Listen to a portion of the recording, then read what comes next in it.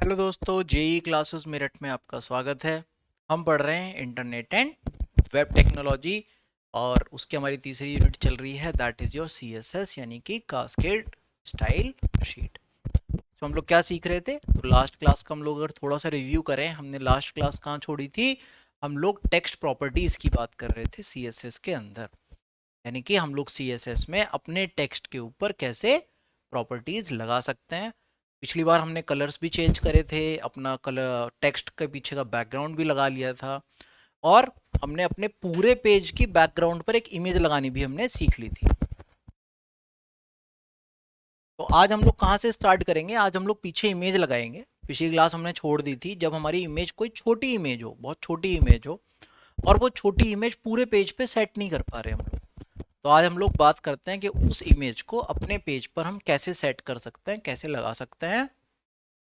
तो background image को repeat करना, एक इमेज ना लगे, क्योंकि अगर मैं सिंपल इमेज लगाऊंगा तो वो पूरे पेज पे सेट नहीं होगी। वो इमेज छोटी है तो वो एक पेज पे छोटी सी साइड में आ जाएगी। अब मैं तो नहीं चाह रहा साइड में भाई, या तो बीच में आती तब भी अच्छी नहीं लगेगी। अब इतने बड़े पेज पे छोटी सी पिक्चर बीच में आ जाए, तो मैं क्या चाह रहा हूँ, उसको बार बार रिपीट करना चाह रहा हूँ। तो अगर आपकी इमेज साइज छोटी है तो वो पूरे बैकग्राउंड को कवर नहीं करती। आपकी इमेज पूरे बैकग्राउंड को कवर करे, इसके लिए बैकग्राउंड रिपीट प्रॉपर्टी का इस्तेमाल किया जाता है। इसके चार संभावित वैल्यूज हो सकती हैं। पहली, रिपीट, यानी कि मेरी वो वैल्यू बार बार रिपीट हो जाए। दूसरी, नो रिपीट, इस वैल्यू के द्वारा बैकग्राउंड इमेज किसी भी तरफ रिपीट नहीं होगी, यानी जहां पे है वहीं पे आ जाएगी। सेंटर में है तो सेंटर में, कॉर्नर में है तो कॉर्नर में, एक ही जगह आ जाएगी। रिपीट एक्स, एक्स क्या है? एक्स एक्सिस, इस वैल्यू को बैकग्राउंड इमेज हॉरिजेंटल रिपीट करता है। एक्स एक्सिस वाई एक्सिस तो पता होंगे ना, मैथ्स में आप लोग ने पढ़ा होगा। दिस इज योर, है ना, ये एक्स एक्सिस है, ये वाई एक्सिस है। तो अगर मुझे हॉरिजॉन्टल करना है तो रिपीट एक्स, इस वैल्यू से बैकग्राउंड इमेज हॉरिजॉन्टल रिपीट होती है। और रिपीट वाई, इससे मेरी कोई भी इमेज वर्टिकल रिपीट होती है। तो ये मेरी चार वैल्यूज हो सकती हैं। या तो वैल्यू बार बार रिपीट हो जाए, पूरे पेज पे सेट हो जाए, दोनों तरफ ऑटोमेटिकली बढ़ेगी, हॉरिजेंटल भी और वर्टिकल भी। नो रिपीट में कोई रिपीटेशन नहीं होगा, जहां पे मेरी वैल्यू है सिंपल वहीं की वहीं रह जाएगी। मैं चाह रहा हूँ सिर्फ हॉरिजेंटल बढ़े तो रिपीट एक्स का यूज करेंगे, और मैं चाह रहा हूँ कि वर्टिकली बढ़े तो हॉरिजेंटल ओ रिपीट वाई का यूज करेंगे। तो मैं आपको एक छोटा सा यूज दिखाता हूँ पहले, सिंपल रिपीट एक्स का। देखो, टाइटल सीएसएस बैकग्राउंड, मैंने क्या करा बॉडी के अंदर, क्योंकि बॉडी के अंदर ही मुझे लिखना होता है ना, मैंने बॉडी के अंदर क्या लिख दिया, मेरी इमेज का यूआरएल क्या था, चेरी इमेज पीएनजी। मैंने इसमें लिखा बैकग्राउंड रिपीट, कैसे रिपीट हो, रिपीट एक्स, मतलब एक्स का मतलब एक्स एक्सिस पे, यानी कि हॉरिजॉन्टल रिपीट होना चाहिए। H1 this image is background, simple क्या हुआ, एक टेक्स्ट लिखा हुआ आ गया। P this paragraph text and as image background, तो देखो पीछे इमेज आ रही है और ये हॉरिजेंटली बार बार अपने आप बढ़ती चली। जैसे ये पेज यहाँ खत्म होता है, इस पेज के खत्म होती है, ये यहाँ आ जाएगी, फिर हॉरिजेंटल बढ़ेगी, फिर नीचे आ जाएगी, फिर हॉरिजेंटल बढ़ेगी, फिर नीचे आ जाएगी, फिर हॉरिजेंटल बढ़ेगी। तो ये क्या होगा, ये बढ़ती जाएगी। तो ये मैंने एक एग्जांपल दिया है सिर्फ किसका, हॉरिजेंटल का। तो आप अगर चाहें तो वर्टिकल भी लगा सकते हैं, आप अगर चाहें तो इसको पूरे पेज पर भी सेट कर सकते हो, अगर आप चाहो तो इस पर कोई भी रिपीटेशन नहीं लगाओगे। चलिए आगे चलते हैं। आगे है हमारा text direction property. Text direction क्या होती है? टेक्स्ट डायरेक्शन दो तरीके की हैं आपके पास। एक LTR, इसका मतलब लेफ्ट टू राइट। आप अगर कोई भी टेक्स्ट लिखते हो दो ही तरीके से लिखा जा सकता है, या तो मैं इधर से लिखूं ऐसे, या राइट टू लेफ्ट लिखूं इधर से। यानी कि हमारे पास दो तरीके की प्रॉपर्टी है, लेफ्ट टू राइट या राइट टू लेफ्ट। तो इस प्रॉपर्टी द्वारा डॉक्यूमेंट कंटेंट की डायरेक्शन यानी दिशा को डिफाइन किया जाता है। बाय डिफॉल्ट टेक्स्ट की डायरेक्शन लेफ्ट टू राइट होती है, ये अपने आप ही पहले से लेफ्ट टू राइट होती है, इसको आप डिफाइन करो या मत करो। लेकिन अगर मैं राइट टू लेफ्ट करना चाहूंगा तो मुझको RTL का यूज करना पड़ेगा। चलिए इसका एग्जाम्पल देखो। इसका example simple, text direction set करें, मैंने क्या लिखा है, बाकी सब कुछ सेम है। मेरा बॉडी यहाँ से स्टार्ट है, यहाँ तक चल रहा है, मैं अंदर आया, H2 को एक स्टाइल दिया, उसका कलर रेड कर दिया। टेक्स्ट डायरेक्शन सेट करें, मैंने इसके अंदर कोई टेक्स्ट डायरेक्शन सेट नहीं करी है, ये ध्यान रखना। ये by default left to right है, जैसे हम लोग करते हैं वो है ही है। सिर्फ चेंज क्या करा मैंने, इसका कलर। ये भी हम लोग ने पढ़ा था, अगर किसी टेक्स्ट का कलर चेंज करना है तो सिंपल कलर, अगर बैकग्राउंड का कलर चेंज करना है तो बैकग्राउंड कलर। तो देखो यहाँ पे क्या आ गया, टेक्स्ट डायरेक्शन सेट करें, किस कलर से लिखा हुआ आया, रेड कलर से लिखा हुआ गया। आगे मैंने लिखा P style equals to direction RTL। RTL का मतलब right to left. This text will be rendered from right to left. अब देखो, जैसे ही मैंने ये पैराग्राफ लिखा राइट टू लेफ्ट वाला, मेरा पैराग्राफ कहाँ से स्टार्ट हुआ, इधर से। ये राइट टू लेफ्ट चल रहा है। उसके बाद मैंने दोबारा से style direction LTR left to right.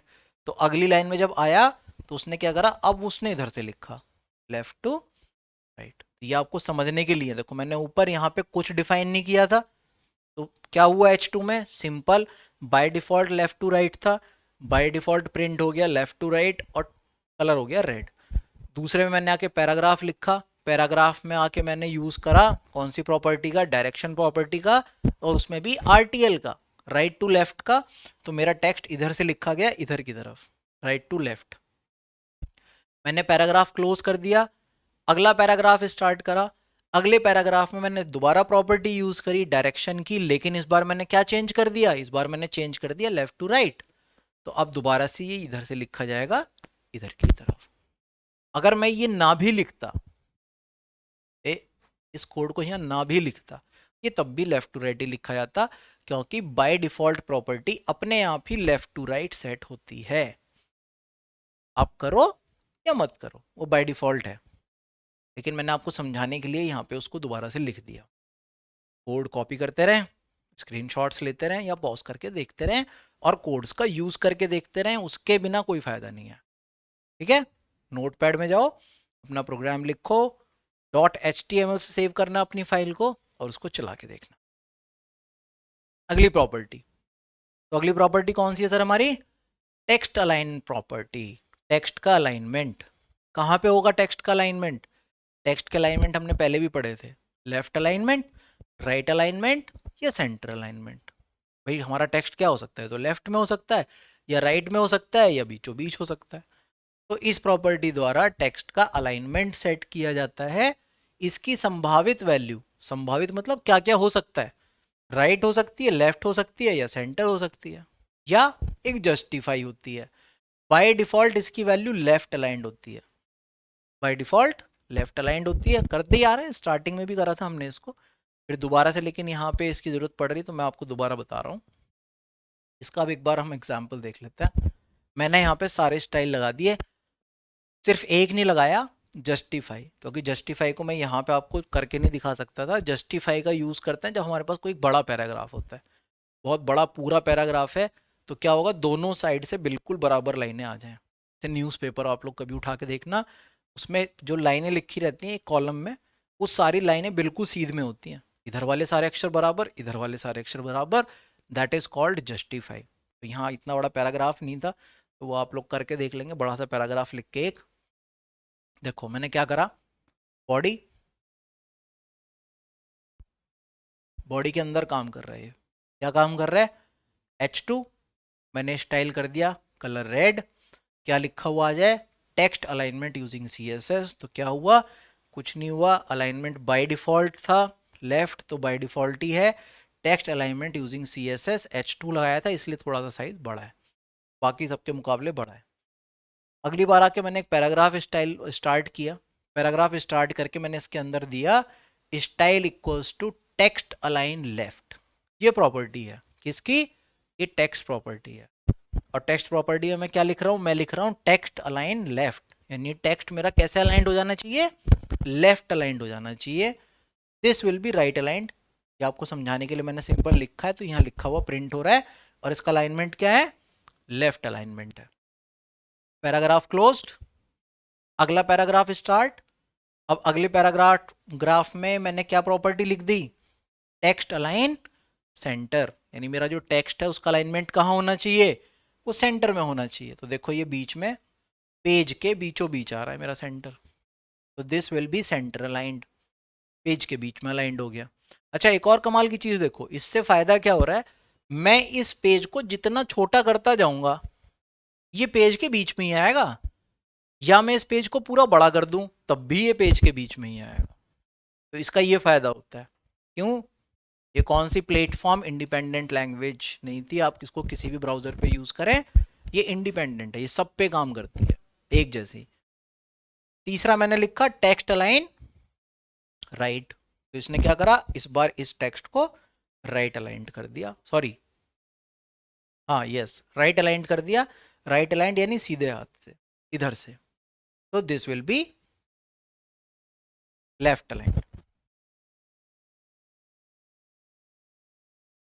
Sorry ये उल्टा लिखा गया, ये हमारा लेफ्ट अलाइंड था और ये हमारा राइट अलाइंड था। लिखने में मिस्टेक है, कोड सेम है, आपको मेन काम किस पे फोकस करना है कि जो आपने प्रॉपर्टी यूज करी है ये। तो लेफ्ट अलाइंड में इधर से लिखा गया, सेंटर में बीच में आ गया, और राइट अलाइनमेंट में इधर से आ गया राइट से। तो ये थे हमारे टेक्स्ट के अलाइनमेंट। अगर आप अपने टेक्स्ट को पूरे पेज पे जहां लिखना चाहते हो वहां लिख सकते हो। और तीसरा चौथा था इसमें जस्टिफाई, जिसको आप लोग खुद करके देखेंगे जस्टिफाई को। अब बात करते हैं हम लोग लेटर स्पेसिंग की, ये मैंने पहले ही बताया था अभी आपको ना। लेटर स्पेसिंग कैसे, जैसे मैंने लिखा है एप्पल, APPLE, APPLE। अब मैं चाह रहा हूँ इनके लेटर्स के बीच में स्पेस आ जाए, मैं तो इसको ऐसे चाहता हूँ, ए फिर स्पेस फिर पी फिर स्पेस फिर पी फिर स्पेस फिर एल फिर स्पेस फिर ई, मैं ऐसे चाहता हूँ इसको। इसको बोलते हैं लेटर स्पेसिंग। अगर मैं किसी भी वर्ड में किसी भी नाम में उसके लेटर्स के बीच में स्पेस चाहूँ, इस प्रॉपर्टी द्वारा कैरेक्टर यानी कि अक्षर के बीच की दूरी को नियंत्रित किया जा सकता है। बाय डिफॉल्ट इसकी वैल्यू नॉर्मल होती है, जैसे हम लोग लिखते हैं बाय डिफॉल्ट नॉर्मल होती है, जिसे आप लेंथ डिफाइन करके एडजस्ट कर सकते हो। लेंथ कैसे डिफाइन होगी आगे देखते हैं।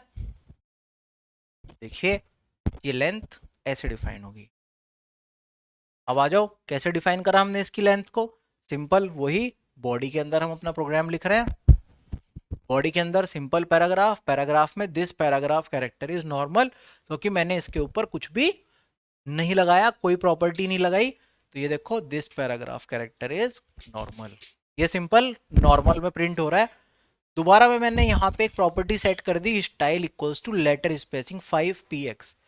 What is this 5px, 5px क्या है, 5 पिक्सल, यानी कि इनके बीच की जो दूरी है मैंने 5 डिनोट कर दी, कितना कितना स्पेस आ जाए लेटर्स के बीच में, 5 पिक्सल का आ जाए। तो यहां से क्या हुआ देखो, इन सारे पैराग्राफ में 5 पिक्सल्स का गैप आ गया। मैं अगर इस 5 पिक्सल को बढ़ा दूं, मैं इसे 10 पिक्सल कर दूं, मैं इसे 20 पिक्सल कर दूं, तो इनके बीच में गैप और बढ़ जाएगा। यानी आप ये जो नंबर यहाँ बढ़ाते जाओगे, इनके बीच की स्पेसिंग है, यानी कैरेक्टर्स के बीच में कितना स्पेस होना चाहिए। तो इस प्रॉपर्टी का ध्यान दें, मेन प्रॉपर्टी ये है लेटर स्पेसिंग कॉलन, उसके बाद उसकी वैल्यू कितना, 5 पिक्सल 8 पिक्सल 10 पिक्सल 15 पिक्सल, आपके ऊपर कि आप उसको कैसे दिखाना चाहते हो। मैं ऐसे दिखाना चाह रहा था, मैंने 5 पिक्सल दिया। 5 पिक्सल से ज़्यादा करोगे तो उसकी मतलब वैल्यू ख़त्म हो जाती है, फिर मतलब फिर ये पता ही नहीं चलेगा कि ये दिस है। अगर इसके बीच में ज़्यादा गैप कर दूं लेटर्स के बीच में, तो उसे वो पढ़ पाएगा, उसके लिए फिर वो अलग अलग वर्ड हो जाएंगे, अलग अलग कैरेक्टर हो जाएंगे, टी अलग, एच अलग, आई अलग, एस अलग। तो थोड़ा थोड़ा गैप्स बढ़ाने के लिए होता है, अच्छा दिखाने के लिए, सिंपल। तो ये प्रॉपर्टी समझ में आ गई आपको, आगे चलते हैं। तो जैसे हम अपने कैरेक्टर्स के बीच में स्पेस बढ़ा सकते हैं, ऐसे हम अपने वर्ड्स के बीच में भी स्पेस बढ़ा सकते हैं। जैसे दिस एक वर्ड है, पैराग्राफ एक वर्ड है, इनके बीच में भी जगह दी जा सकती है। तो ये जो हमारा अगला टॉपिक है, this is your word spacing property, दो वर्ड्स के बीच में स्पेस देना। इस प्रॉपर्टी द्वारा वर्ड्स के बीच की दूरी को नियंत्रित किया जा सकता है। इसकी भी डिफॉल्ट वैल्यू नॉर्मल ही होती है, क्योंकि जब हम नॉर्मल कोई भी लाइन लिख रहे होते हैं, या कोई भी टेक्स्ट लिखते हैं तो क्या होता है, वो नॉर्मल लिखा जाता है, उनके बीच में कोई स्पेसिंग का चक्कर ही नहीं है। नॉर्मल स्पेस आता है, एक स्पेस दोगे एक स्पेस आ जाएगा, दो स्पेस दोगे दो आ जाएंगे, तीन दोगे तीन आ जाएंगे, जैसा आपने लिखा है ऐसा आएगा नॉर्मल। कैसे सेट करें, बाकी सब कुछ सेम। मैंने एक पैराग्राफ लिखा, this paragraph text space is normal, ये नॉर्मल है, मैंने इसके ऊपर कोई भी प्रॉपर्टी नहीं लगाई। यहां पे मैंने एक प्रॉपर्टी लगाई है, that is your word spacing, और मैंने यहाँ पे वर्ड्स के बीच में दिए हैं 10 पिक्सल्स। तो देखो 10 पिक्सल से कितना जगह छूट गई, सबके बीच में स्पेस आ गया ना। 15 कर दोगे और ज्यादा छूट जाएंगे, 20 कर दोगे तो और ज्यादा छूट जाएंगे। तो पिक्सल्स बढ़ाने से इनके बीच के गैप बढ़ते चले जाएंगे। तो ये हमारी वर्ड स्पेसिंग प्रॉपर्टी थी। तो वर्ड स्पेसिंग प्रॉपर्टी समझ में आ गई, कैरेक्टर स्पेसिंग प्रॉपर्टी समझ में आ गई। आगे चलें, चलिए नेक्स्ट। ये लीजिए सर, टेक्स्ट डेकोरेशन प्रॉपर्टी। अब टेक्स्ट को डेकोरेट कैसे करा जाए, देखो कैसे कर सकते हो। डेकोरेट करने का मतलब सिंपल चीज है, उसके नीचे लाइन आना, उसके नीचे कोई लाइन नहीं आना, अंडरलाइन होना, ओवरलाइन यानी उसके ऊपर लाइन हो जाना, या उसके बीचों बीच लाइन, लाइन थ्रू, किसी भी टेक्स्ट के बीच में से लाइन जाना। आप आवश्यकता अनुसार किसी एक का भी इस्तेमाल कर सकते हो, या तो लाइन मत खींचो, या उसके नीचे लाइन खींच दो, या उसके ऊपर लाइन खींच दो, या उसके बीचों बीच लाइन खींच दो। ये इसकी संभावित वैल्यूज हैं। अगर आप लाइन खींचना चाह रहे हो, सिर्फ ये 4 तरीके हैं जिससे कि आप अपने टेक्स्ट को लाइन खींच के बना सकते हो। ये देखो इसका कोड, पहले आउटपुट देखो फिर कोड पे जाना। पहला आउटपुट सिंपल पैराग्राफ नॉर्मल है, सॉरी ये नॉर्मल। इस वाले पैराग्राफ में क्या हुआ, इसके नीचे अंडरलाइन आ गई। इस वाले में क्या हुआ, इसके ऊपर अंडरलाइन आ गई।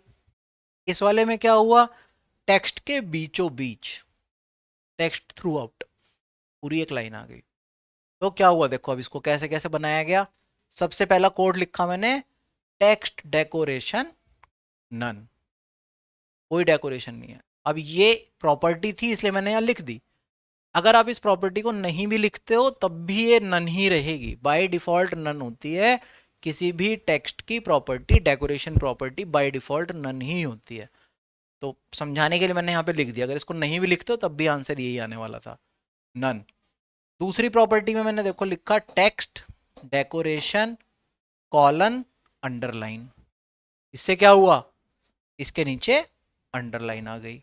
तीसरे में मैंने प्रॉपर्टी डाल दी text decoration colon overline, over का मतलब ऊपर, उसके ऊपर एक लाइन आ गई। उसके नीचे मैंने लिखा टेक्स्ट डेकोरेशन लाइन थ्रू, उसके लाइन थ्रू मतलब उसके बीचों बीच, जो मेरा पैराग्राफ है, जो मेरी लाइन है, उसके बीचों बीच एक लाइन आ जाए। तो ये हमारे पास 4 स्टेजेज, उन 4 के लिए 4 अलग अलग प्रॉपर्टी। मुझे लगता है नहीं यहाँ तक की कोई प्रॉब्लम होगी, क्योंकि ये बहुत ईजी चल रहा है। हम लोग अभी क्या सीख रहे हैं, हम लोग सिंपल अभी सीख रहे हैं टूल्स, किस टूल का क्या यूज है। तो यहाँ तक कोई दिक्कत नहीं होगी। चलिए आगे चलते हैं। Text transform property. क्या ट्रांसफॉर्मेशन क्या होता है ना। कोई एक मोटा सा आदमी था, उसने अपने भैया बहुत जिम विम करा, डाइटिंग करी, अपने आप को ट्रांसफॉर्म कर लिया, बहुत पतला हो गया। एक आदमी पतला दुबला सा था, उसने खाना पीना खाया, अपने आप को उसने ट्रांसफॉर्म करके वो हेल्दी हो गया, बॉडी बिल्डर बन गया। तो ट्रांसफॉर्मेशन क्या हो गया, टेक्स्ट को ट्रांसफॉर्म करने वाली प्रॉपर्टी, यानी कि छोटे अक्षरों को बड़ा कर देना, बड़े अक्षरों को छोटा कर देना, पहला अक्षर बड़ा बाकी छोटे कर देना। तो ये क्या हो गया, इस प्रॉपर्टी द्वारा टेक्स्ट की सजावट की जाती है। इसकी 4 वैल्यूज होती हैं, सॉरी टेक्स्ट ट्रांसफॉर्मेशन, ये आ जाओ देखो सिंपल, कोई वो नहीं बनेगा इसके ऊपर, दूसरा अपर केस बनेगा, एक लोअर केस बनेगा, एक कैपिटलाइजेशन बनेगा। देखो कैपिटलाइजेशन क्या है, हर वर्ड का पहला लेटर कैपिटल, दिस का टी कैपिटल, पैराग्राफ का पी कैपिटल, टेक्स्ट का टी कैपिटल। इसमें देखो सारे स्मॉल, इसमें देखो सारे कैपिटल, इसमें देखो ये नॉर्मल है। नॉर्मल क्या होता है, जैसे एक इंग्लिश ग्रामर का नियम है ना कि आप कोई भी सेंटेंस स्टार्ट करोगे उसका पहला लेटर कैपिटल होगा, तो उसको हम लोग कंसीडर करते हैं नन में। तो सबसे पहला हमने क्या ट्रांसफॉर्मेशन यूज करा, पहली प्रॉपर्टी हमने लगाई पी स्टाइल। अच्छा देखो ये स्टाइल वर्ड बार बार आ रहा है ना, CSS में सबसे इंपॉर्टेंट टूल है स्टाइल। आपको CSS में कुछ भी चीज लगानी होगी वो स्टाइल के थ्रू ही लगती है ना। मैक्सिमम नंबर पे बिना स्टाइल के आप CSS को यूज ही नहीं कर पाओगे। तो ये स्टाइल की तो हमेशा पूजा करनी है, आरती उतारो इसकी। अगर ये स्टाइल नहीं होता CSS नहीं चलता। तो टेक्स्ट ट्रांसफॉर्मेशन कॉलन नन। तो पहली प्रॉपर्टी क्या लगाई मैंने कि इसके ऊपर कोई भी ना हो, जैसा टेक्स्ट है नॉर्मल आ जाए, this paragraph text is normal, ये नॉर्मल टेक्स्ट आ गया। दूसरे में मैंने प्रॉपर्टी लगाई text transformation colon upper case. Upper case का मतलब सारे लेटर मेरे कैपिटल हो जाएं, सारे लेटर बड़े हो जाएं। तो क्या हुआ, देखो सारे लेटर कैपिटल हो गए। मैंने यहाँ पे लिखा कैसा था, ये ध्यान देने वाली चीज है। देखो मैंने लिखा था this paragraph text is in upper case. कुछ छोटे लेटर्स भी थे, यहाँ बड़े लेटर्स भी थे, मिक्स मैच करके लिखे थे मैंने। लेकिन उस प्रॉपर्टी ने क्या करा, उस प्रॉपर्टी ने इन सारे लेटर्स को कैपिटल लेटर में चेंज कर कर लिख दिया। इसी तरीके से इसको देखो, text transformation lower case, text को ट्रांसफॉर्म कर दिया किसमें, छोटे अक्षरों में, लोअर केस में। एक नीचे पैराग्राफ था, उसने इनको सबको छोटे लेटर्स में चेंज कर दिया। इसके बाद अगला टेक्स्ट ट्रांसफॉर्मेशन कैपिटलाइजेशन, कैपिटलाइज कर दिया उसको, यानी कि हर वर्ड का पहला लेटर कैपिटल हो गया। दिस का टी, पैराग्राफ का पी, टेक्स्ट का टी, यानी कि देखो सबके पहले लेटर कैपिटल है। तो इससे क्या करा, हम अपने टेक्स्ट को ट्रांसफॉर्म कर सकते हैं, जैसा बनाना चाहें ऐसा बना सकते हैं। Next, text shadow property. Last but not the least, आज के लिए टेक्स्ट प्रॉपर्टीज के लिए लास्ट कह सकते हैं। इसके अलावा और बहुत सारी प्रॉपर्टीज हैं, तो अभी हम लोग शैडो तक ही रुकते हैं आज के लिए। इस प्रॉपर्टी द्वारा टेक्स्ट शैडो को नियंत्रित किया जाता है। आप किसी भी HTML एलिमेंट के लिए शैडो डिफाइन कर सकते हो। शैडो क्या होती है, परछाई। कभी कभी ऐसा दिखाई पड़ता है ना कि एक नाम है, उस नाम के पीछे उसके पीछे एक शैडो आ रही है, उसी का दूसरा नाम दिखाई पड़ रहा है। तो ऐसा कुछ करने के लिए पहले आउटपुट देखो, फिर उसका कोड देखना। आउटपुट में देखो क्या दिख रहा है, this paragraph text has shadow effect. ऊपर आ रहा है ब्लैक कलर से, उसके पीछे उसकी एक शैडो दिखाई पड़ रही है रेड कलर से, देखो पीछे है ना। तो ऐसा अगर इफेक्ट देना चाहो आप तो कैसे दे सकते हो, style text shadow, this is your property, ये आपकी एक प्रॉपर्टी है। उसके बाद मैंने क्या दिया, 3 पिक्सल 2 पिक्सल रेड। 3 पिक्सल क्या है, 2 पिक्सल क्या है, 2 पिक्सल्स क्यों दिए गए। 3 का मतलब था हॉरिजेंटल, 2 का मतलब था वर्टिकल।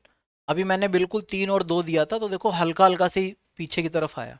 मैं जैसे ही 3 का 13 बना दूंगा, क्या होगा, ये पीछे जो रेड वाला आ रहा है ये इधर खिसक जाएगा, थोड़ा सा इधर खिसक जाएगा। मैं इस 2 का 12 बना दूं तो ये और पीछे की तरफ खिसक जाए, यानी और नीचे की तरफ आ जाएगा। तो ये शेडो जैसा नहीं लगेगा। तो ये अब आपके ऊपर है कि आप उसको कैसा दिखाना चाह रहे हैं, आपका रिप्रेजेंटेशन कैसा है। तो आप लोग इसको वैल्यूज को चेंज कर करके देखोगे तो आपको समझ में आएगा कि इन वैल्यूज को चेंज करने से जो पीछे वाला रेड में लिखा हुआ है इसकी पोजीशन चेंज हो जाती है। और आप जहां पे सेट करना चाहो वो आपके ऊपर, आप कैसे सेट करोगे। तो यह प्रॉपर्टी क्या थी, simple, text shadow colon horizontal pixel vertical pixel और फिर उसका कलर। मैंने रेड दिया था तो देखो रेड आ रहा है, आप येलो दे देना येलो आ जाएगा, आप कुछ और कलर दे देना। लेकिन ये ध्यान रखना कि बाय डिफॉल्ट जो टेक्स्ट है उसका कलर ब्लैक है, तो ब्लैक के पीछे अगर ब्लैक लगाओगे वो दिखेगा ही नहीं। तो पीछे का कलर कोई दूसरा रखना। बैकग्राउंड कलर वाइट है, अगर आपने वाइट के ऊपर वाइट रख दिया वो भी नहीं दिखाई पड़ेगा। तो इसलिए मैंने रेड लिखा था कि आपको अच्छे से दिखाई पड़ जाए। तो this paragraph has a shadow effect, ये सिंपल एक टेक्स्ट था, उसके ऊपर एक शैडो लग गई रेड कलर की। मुझे ऐसा लगता है कि यहाँ तक के लिए आज के लिए काफ़ी है, आप लोग इसकी प्रैक्टिस करें। और प्रैक्टिस में अगर कोई दिक्कत आती है तो आप लोग पूछ सकते हैं। अगली क्लास में हम लोग टेक्स्ट की और प्रॉपर्टीज़ के बारे में बात करेंगे। तब तक के लिए स्वस्थ रहें, मस्त रहें। जय हिंद, जय भारत।